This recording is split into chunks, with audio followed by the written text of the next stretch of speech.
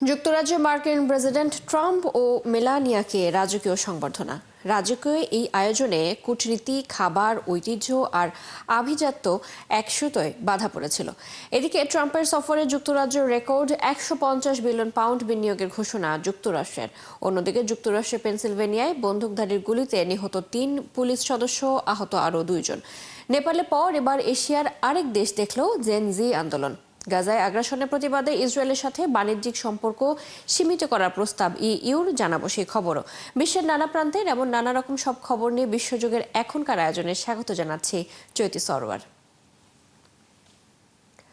রাজকীয় জাঁকজমকের মধ্য দিয়ে বুধবার যুক্তরাজ্যে শুরু হলো যুক্তরাষ্ট্রের প্রেসিডেন্ট ডোনাল্ড ট্রাম্পের দ্বিতীয় রাষ্ট্রীয় সফর।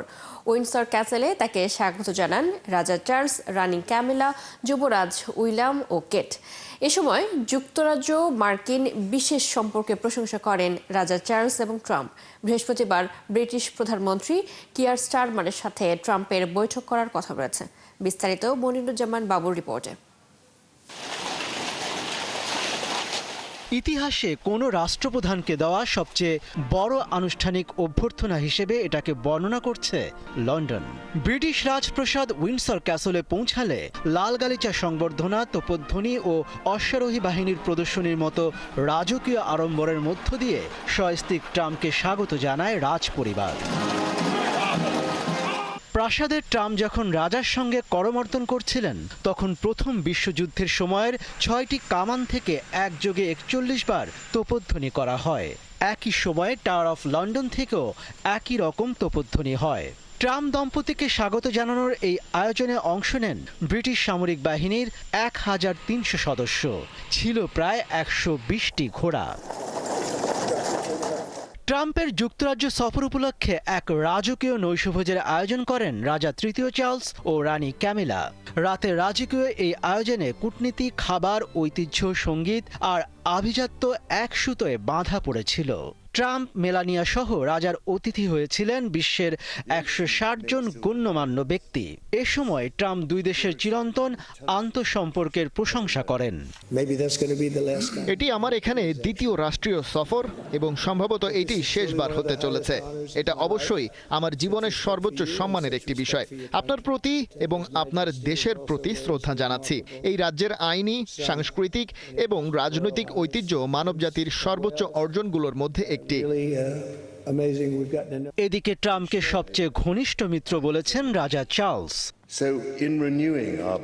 আপনাদের সফর উপলক্ষে এই গুরুত্বপূর্ণ উপলক্ষটি আমাদের দুটি মহান জাতির মধ্যে স্থায়ী বন্ধনকে আরো দৃঢ় করবে। অনেক দিক দিয়ে আমরা এখনো সবচেয়ে ঘনিষ্ঠ মিত্র।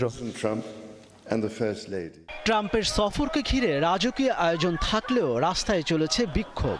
উইন্ডসর ও লন্ডনে শত শত মানুষ ট্রাম্প বিরোধী স্লোগান দেয়। ট্রাম্পের এবারের এই সফরকে বলা হচ্ছে নজিরবিহীন। এর আগে কোনো মার্কিন প্রেসিডেন্ট দুবার রাষ্ট্রীয় সফরে যুক্তরাজ্য যাননি।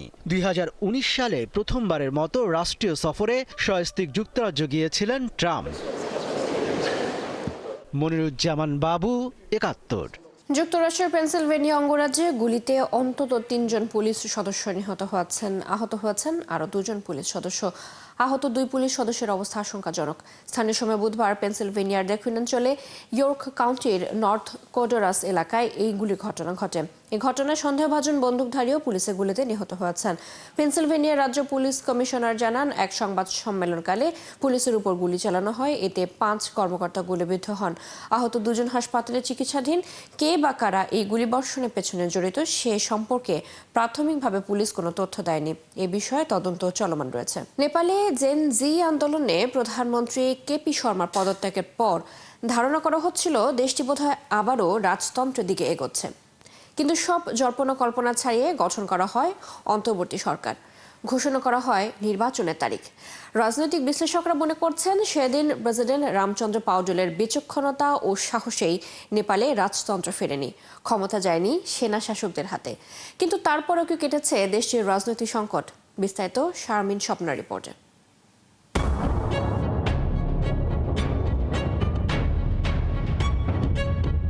গত 9 সেপ্টেম্বর রাতে কাঠমান্ডুর সব বড় সরকারি প্রতিষ্ঠানে যখন আগুন ধরিয়ে দেওয়া হয় তখন অনেকেই ভাবছিলেন নেপাল বোধহয় আবারও রাজতন্ত্রের দিকে এগোচ্ছে। কিন্তু সেদিন প্রেসিডেন্ট রামচন্দ্র পাউডেল সাহস ও বিচক্ষণতায় সামাল দিয়েছিলেন পরিস্থিতি। প্রধানমন্ত্রী ওলি সেনাপ্রধানের কথা মতো ইস্তফা দিলেও প্রেসিডেন্ট রামচন্দ্র পাউডেল ছিলেন অবিচল। সেনাপ্রধান তাকে পদত্যাগ করতে বললেও তিনি ইস্তফা দেননি। সে সময় তিনি পদত্যাগ করলে নেপালে ফিরতে পারত রাজতন্ত্র, অথবা দেশটির ক্ষমতা চলে যেত সেনা শাসকদের হাতে। কিন্তু এখন প্রশ্ন হলো, এরপরও কি দেশটির রাজনৈতিক সংকট কেটেছে? নেপালের রাজনৈতিক বিশ্লেষকরা বলছেন, বিক্ষোভের সময় দেশটির গণতন্ত্রের প্রতিটি স্তম্ভই জ্বালিয়ে দেওয়া হয়, কিন্তু রাজকীয় প্রাসাদ, নারায়ণহিতি ও জ্ঞানেন্দ্রর বাসভবন ছিল একদম সুরক্ষিত। আর এ থেকে রাজতন্ত্রের আবারও ফিরে আসা নিয়ে নতুন করে আশঙ্কা তৈরি হচ্ছে। নেপালে জেনজি আন্দোলনের নেতারা জানায়, সেনাপ্রধানের সঙ্গে আলোচনার সময়ে সেনাপ্রধান রাজতন্ত্রের সমর্থক দুর্গাপ্রসাই, রবি লামিসানের দল আরএসপি এবং রাজতন্ত্রের সমর্থক আরেকটি দল আরসিপিকেও ডেকে নেন। এরপরে জেনজিরা ভাবতে শুরু করে ক্ষমতা কোথায় কার হাতে যাচ্ছে। তখন তারা অন্তর্বর্তী সরকার গঠন ও সরকারের প্রধান হিসেবে সুশীলা কার্কির নাম প্রস্তাব করে। কিন্তু আন্দোলনের পর অন্তর্বর্তী সরকার গড়ার সময় কাঠমান্ডুর মেয়র বালেন শাহর প্রভাব স্পষ্ট হয়ে ওঠে। বালেন শাহ সুশীলা কার্কির নাম প্রস্তাব করেছিলেন। এছাড়া সেনাবাহিনীর সঙ্গে আলোচনা এবং সংসদ ভেঙে দেওয়ার দাবিও তারই তোলা। রাজনৈতিক বিশ্লেষকদের মতে, প্রধানমন্ত্রী পদত্যাগ করার পরে বেসামরিক সরকার গঠনের দায়িত্ব সেনাপ্রধানের উপর নয়, প্রেসিডেন্টের উপর ছিল। কিন্তু বালেন শাহ প্রেসিডেন্টকে উপেক্ষা করায় বোঝা যায় পর্দার আড়ালে অন্য কোনো খেলা চলছিল। এদিকে সুশীলা কার্কি নেপালের তত্ত্বাবধায়ক প্রধানমন্ত্রী হলেও এ নিয়ে বেশ কিছু প্রশ্ন উঠেছে। আসলে নেপালের সংবিধান অনুযায়ী প্রতিনিধি সভার সদস্য নন এমন কেউ প্রধানমন্ত্রী হতে পারেন না। নেপালের প্রধানমন্ত্রী হিসেবে শপথ নিতে গেলে প্রতিনিধি সভার সদস্য হওয়া আবশ্যক। নেপালের 3টি বড় রাজনৈতিক দল, নেপালি কংগ্রেস, কেপি ওলির নেপাল কমিউনিস্ট পার্টি এবং পুষ্পকমল দহল প্রচণ্ডর নেপাল কমিউনিস্ট পার্টি এই সংসদ ভেঙে দেয়া ও সুশীলা কার্কিকে প্রধানমন্ত্রীর পদে বসানোর সিদ্ধান্তকে অসাংবিধানিক বলে মন্তব্য করেছে। অন্যদিকে সুশীলা ঘোষণা দিয়েছেন, আগামী বছর 5ই মার্চ নির্বাচন হবে।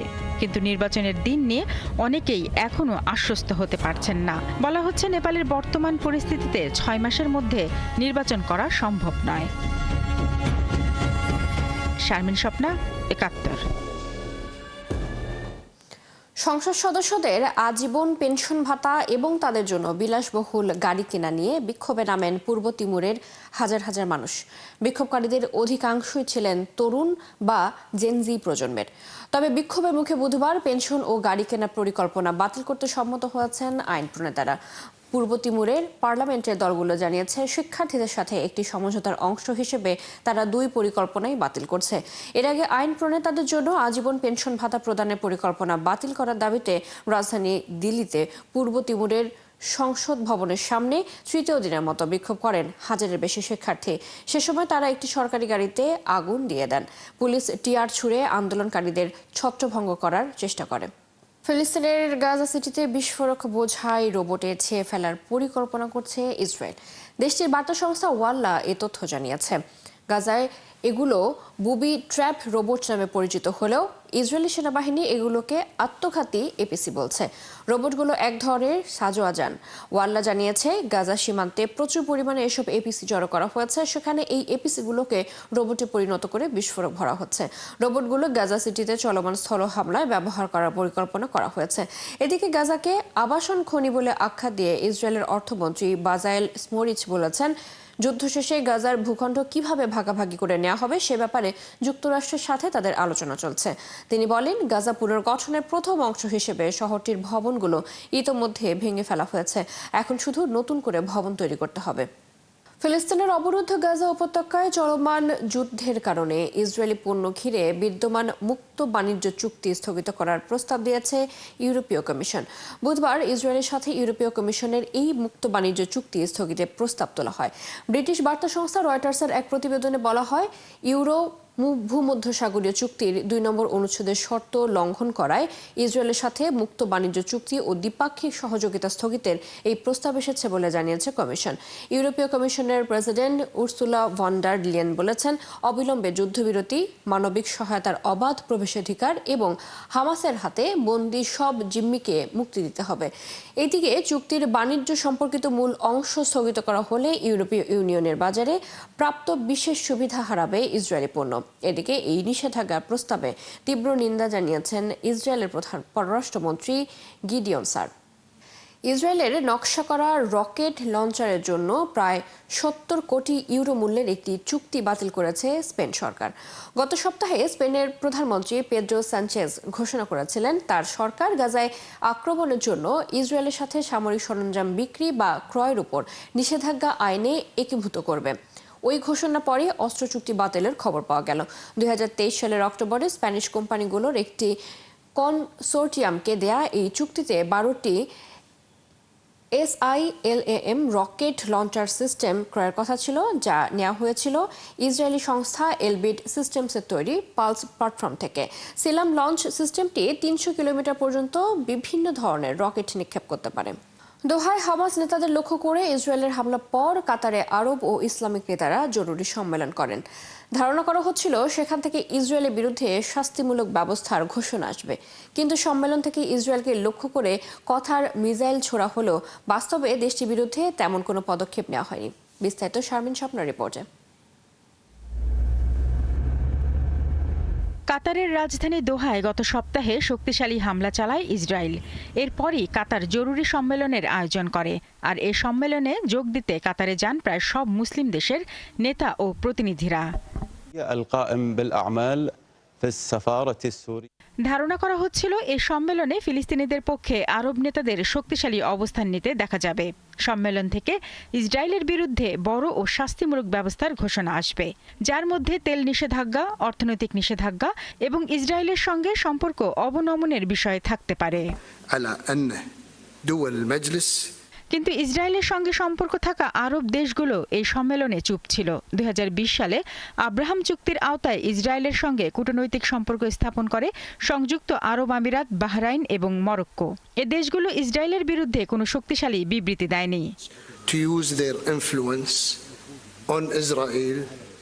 সৌদি আরবের ক্রাউন প্রিন্স মোহাম্মদ বিন সালমান কাতারে এ সম্মেলনে উপস্থিত থাকলেও কোনো বক্তব্য দেননি। বিশ্লেষকরা বলছেন, ভূ রাজনৈতিক পরিস্থিতি কোন দিকে যায় সেটির পূর্ব সতর্কতার অংশ হিসেবে ইসরায়েলের বিরুদ্ধে বক্তব্য দেয়া থেকে বিরত ছিলেন মোহাম্মদ বিন সালমান। আরব মুসলিম নেতাদের সম্মেলন শেষে আসলে সেই পুরনো চিত্রই দেখা গেছে।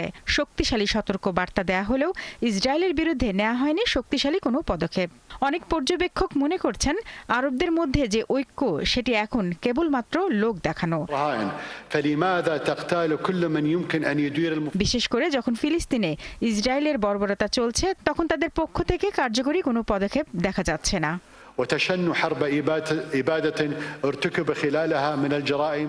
শারমিন স্বপ্না, ৭১। পারমাণবিক শক্তিধর পাকিস্তানের সাথে সৌদি আরব একটি প্রতিরক্ষা চুক্তি স্বাক্ষর করেছে। দুই দেশের রাষ্ট্রীয় গণমাধ্যম এই তথ্য জানিয়েছে। একটি যৌথ বিবৃতিতে বলা হয়েছে, এই চুক্তিটির মাধ্যমে উভয় দেশের নিরাপত্তা জোরদার করার কথা বলা হয়েছে। চুক্তিতে বলা হয়, কোনো একটি দেশের ওপর যে কোনো আগ্রাসনকে উভয় দেশের ওপর আগ্রাসন হিসেবে গণ্য করা হবে। সৌদি প্রেস এজেন্সির বরাত দিয়ে বলা হয়েছে, এই প্রতিরক্ষা চুক্তিটি দুই দেশের মধ্যে ঐতিহাসিক অংশীদারিত্ব এবং অভিন্ন কৌশলগত স্বার্থ ও ঘনিষ্ঠ প্রতিরক্ষা সহযোগিতার ওপর ভিত্তি করে করা হয়েছে। পাকিস্তানের প্রধানমন্ত্রী শাহবাজ শরীফ বর্তমানে সৌদি আরবে রাষ্ট্রীয় সফরে রয়েছেন। বুধবার রিয়াদে সৌদি যুবরাজ মোহাম্মদ বিন সালমান এবং পাকিস্তানের প্রধানমন্ত্রী শাহবাজ শরীফের মধ্যে বৈঠকে বিভিন্ন দ্বিপাক্ষিক বিষয়ে আলোচনা হয়েছে। এবং এ ছিল এখনকার আয়োজনে। বিশ্বের আরো নতুন কিছু খবর এবং বিশ্লেষণ নিয়ে দুপুর ১:০০টায় আবারও হাজির হবে বিশ্বজগ। চোখ রাখুন ৭১-এর ফেসবুক পেজে, সাবস্ক্রাইব করুন ৭১-এর ইউটিউব চ্যানেল। ৭১-এর সাথেই থাকুন।